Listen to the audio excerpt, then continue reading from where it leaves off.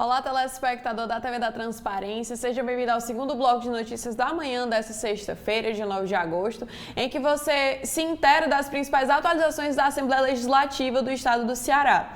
Bom, para começar, nós temos que na sessão de quinta-feira, dia 8 de agosto, o deputado Antônio Henrique, do PDT, subiu à tribuna para criticar uma fala do ministro Camilo Santana em relação aos custos do IJF. Na ocasião, o parlamentar disse que os números empregados na fala do ex-governador não correspondem ao necessário para financiar os gastos de infraestrutura, material e gestão de pessoas. Vamos ouvi-lo.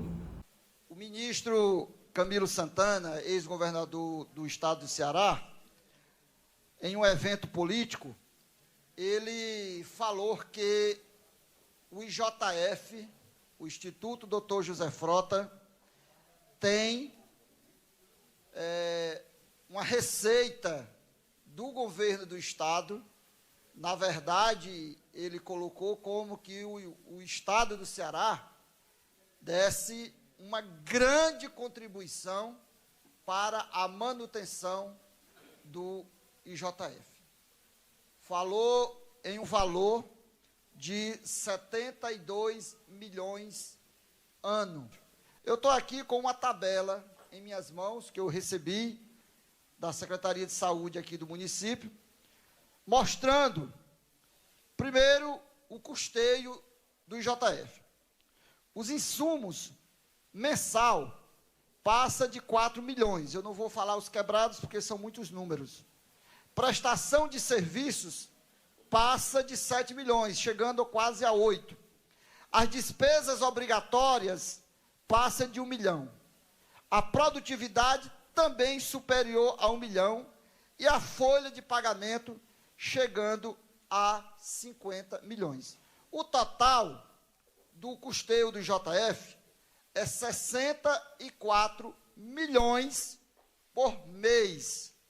Isso, quando você multiplica por 12 meses, chega a 771 milhões 824.796,60. Esse é o custeio do IJF por ano.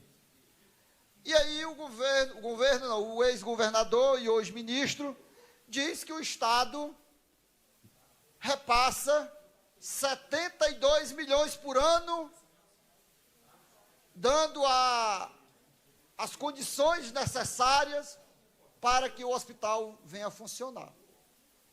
Quando você faz essa conta, não chega a 10%. E eu tenho aqui exatamente a tabela das receitas.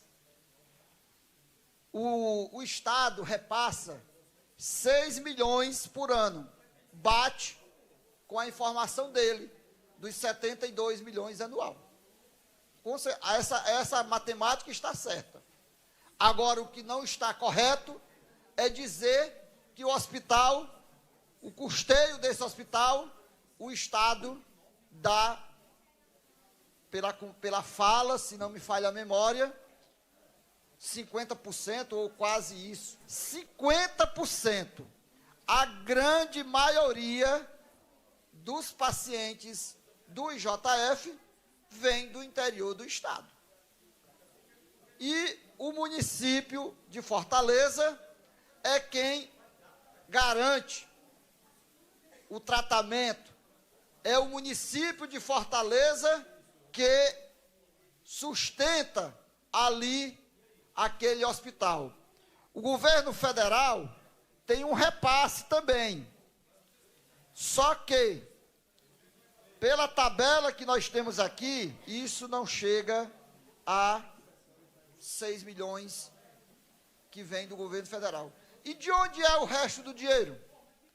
Para você chegar a 64 milhões por mês, é do Tesouro Municipal. Além disso, a deputada Lia Gomes, do PDT, também manifestou voto contrário ao pedido da Enel em relação à doação de terreno. A parlamentar aponta que a empresa desrespeita o povo cearense e este terreno vai para o patrimônio pessoal da Enel.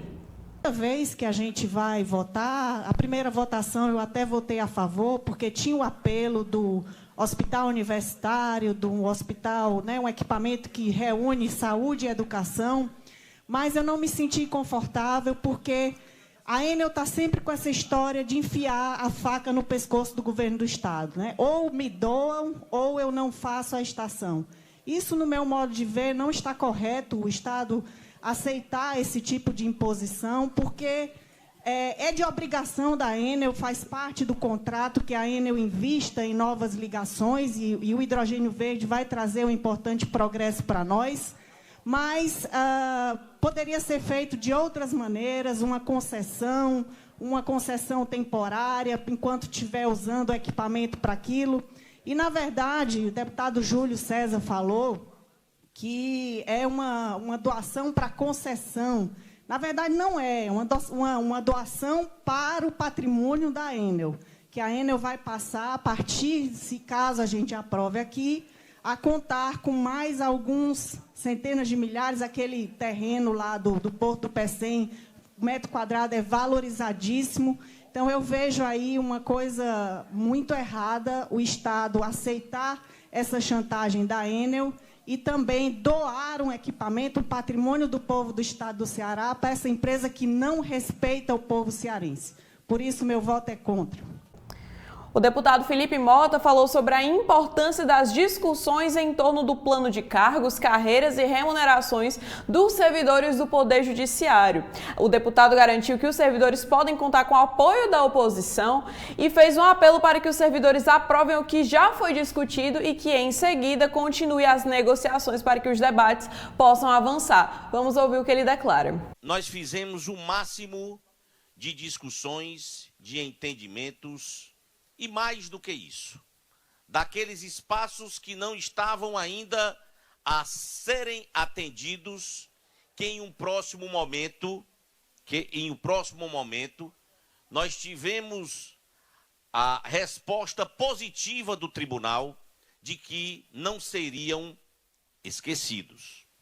Eu tive a preocupação de, além daquelas faixas que vocês tanto demonstraram, que são as referências salariais, eu pedi que a Casa Legislativa ligasse para o doutor Ricardo, juiz, para saber exatamente quais eram as outras condições que estavam também sendo discutidas. Ele, humildemente, mandou para mim, dizendo o seguinte: a mensagem prevê os seguintes pontos que beneficiam também todos os servidores, deputados, indistintamente: a conversão de férias em pecúnia, a criação do auxílio creche, a majoração do valor do auxílio funeral, que ninguém quer usar, a majoração do adicional de especialização potencial praticamente a todos. Quando ele disse isso, eu tive a preocupação de alguns sindicatos que me procuraram de saber, dentro dos limites orçamentários que nós vamos aprovar no final do ano, e aqui eu quero colocar na tribuna da Assembleia como é esse funcionamento, o que está sendo discutido agora, que estava praticamente em um congelamento de 14 anos, que foi o que foi me informado, agora o tribunal está revendo. Mas essa luta não pode parar. Entenda só o seguinte: quando o governo do Estado, o Executivo, vai discutir as suas fontes salariais com os sindicatos, ele tem uma mesa aberta para essas discussões, para se discutir os pisos, para se discutir tudo isso. Então, chegou a hora dos sindicatos se inserirem também nesse processo, que nenhuma proposta do Congresso Nacional consegue-se se atender 100% de todos os interesses. Ela precisa ser discutida da seguinte forma, como eu tive a coragem de dizer aos sindicatos: nós estamos atendendo 80% agora, se atende os 80%, mas não para e não fecha as negociações nos 20% existentes. Porque tenho certeza que o tribunal também não quer vê os seus servidores trabalhando de cara feia, trabalhando emburrados, lutando pelos seus direitos, o salário congelado, 10 anos, 12 anos, cadê as reposições salariais, cadê tudo isso? Então, essas preocupações que nós colocamos aqui na Assembleia para dizer o seguinte: vocês podem contar com a oposição, que somos nós, com a União Brasil, com os deputados que estão aqui, todos têm o mesmo interesse. Além disso, o parlamentar da União Brasil também comentou sobre a preocupação com as emendas PIX, cuja inconstitucionalidade está sendo analisada pelo STF a pedido da PGR. Felipe Mota ressaltou que esses recursos federais atualmente comprometidos são uma fonte de angústias para muitos prefeitos do Ceará. Vamos conferir. O STF está julgando que as emendas PIX, que são emendas diretas, que praticamente os gestores fazem com aquele recurso que bem entenderem, esses recursos estão agora comprometidos. E aí eu fico vendo o sofrimento dos prefeitos no estado do Ceará. Eu não quero dizer que todos aqueles que aí estão fazem o uso correto como deveria ser. Os recursos públicos federais que entram nas contas das prefeituras e do Estado, eles poderiam ser bem melhor organizados, trabalhados e fazer com que esses serviços chegassem na ponta de uma forma diferenciada. O problema é que a todo instante esse mundo de Brasília muda as regras. O presidente esteve aqui anunciando o pé de meia, apesar de que eu já fui buscar que o recurso está garantido para a continuidade do programa, mas se ele quiser aumentar o programa, mesmo o programa que ele anunciou, agora o ministério que pertence ao governo dele está botando o dedo no suspiro. Como é que pode isso? Aí eu pergunto uma outra história que é ligada à minha área do agronegócio. Nós temos toda uma commodities, uma responsabilidade dentro do país, aí vem o próprio governo dizer que agora os seguros rurais não serão pagos como deveriam ser. Então, essas preocupações que mudam em Brasília a todo instante, elas comprometem as políticas públicas governamentais de quem está aqui embaixo, seja governadores ou prefeitos. E aí eu fico perguntando, quando se anunciam os recursos do metrô de Fortaleza. Eu era criança quando iniciaram o metrô de Fortaleza. Será que não era hora de se terminar uma linha de ponto A a ponto C, depois continuava do ponto D ao ponto F, e assim sucessivamente? As obras no Brasil, elas viram esse desregramento financeiro, essa confusão na cabeça da população, porque nada se começa para se terminar com responsabilidade para entregar à população. E um destaque da Câmara Municipal de Fortaleza foi a fala do vereador Adail Júnior, que comentou a candidatura do candidato do republicano George Lima. Nas palavras do pedetista, o candidato é o Padre Kelman do Ceará. Vamos ouvir o que o vereador disse. Novo Padre Kelman no estado do Ceará. Só que esse é o contrário. Padre Kelman, todos nós conhecemos, que é da direita para bater na esquerda, vereador Júlio Brise.